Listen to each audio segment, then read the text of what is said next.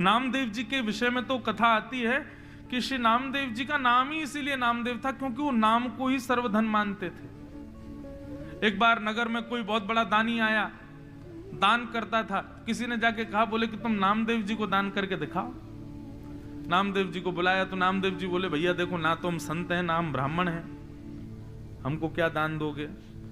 दानी व्यक्ति उसने कहा, नहीं नहीं, देना तो आपको ही, आप आओ।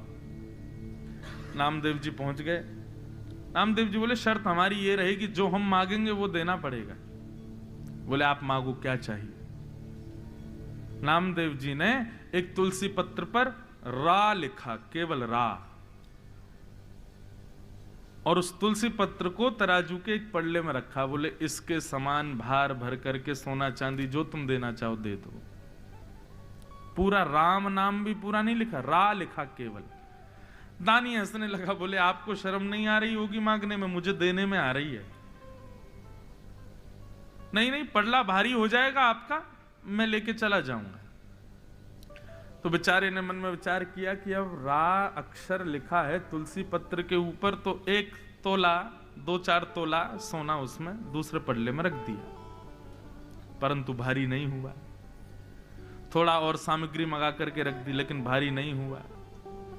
थोड़े और आभूषण मंगा करके रख दिए, नहीं भारी हुआ। अब तो महाराज लगे भरने सब लोग पड़ले को, लेकिन रा नाम युक्त तुलसी पत्र से जो पड़ला झुका हुआ था वो उठे ही नहीं। इतनी संपत्ति महाराज भर दी, राजा ने अपनी पूरी संपत्ति लगा दी, लेकिन उस रा अक्षर के समान संपत्ति नहीं हो पाई। अंत में ब्राह्मणों ने आकर के कहा, बोले, राजन तुम समझ नहीं रहे हो, ये इनका भजन है एक पडले में। तुम एक काम करो, तुम बहुत भजनानंदी हो, तुमने असंख्य दान किया है, तुमसे बड़ा दानवीर पूरे सृष्टि में कोई नहीं है। आज तक तुमने जितने पुण्य किए हैं उन पुण्यों का बल हाथ में लेकर के जल वो छोड़ो, तब ये ऊपर उठेगा। राजा ने किया। महाराज अपने सारे समस्त जीवन के पुण्य का बल हाथ में लेकर के संकल्पित करके पडले पर छोड़ा, तब भी वो रा शब्द ऊपर नहीं हुआ।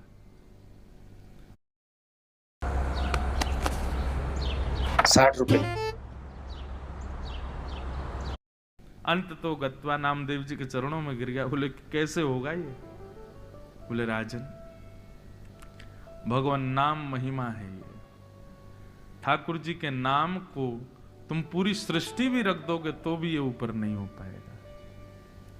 मैं तुमको यही बताना चाहता हूं, मुझे दान की आवश्यकता नहीं। क्यों? क्योंकि ये राम नाम मेरे पास है। मेरे पास में वो नाम विद्यमान है जिसके आगे तुम्हारा पूरा वैभव फीका पड़ जाएगा, उसकी तुलना नहीं कर पाएगा। तो मेरे पास तो ये है। अब तुमको भी यही कहना चाहता हूं, ये ज्यादा अपने धन प्रलोभ में मत रहो, सबको दान देते मत रहो। देना है तो सबको राम के नाम का दान करो, सबको कृष्ण नाम दान करो।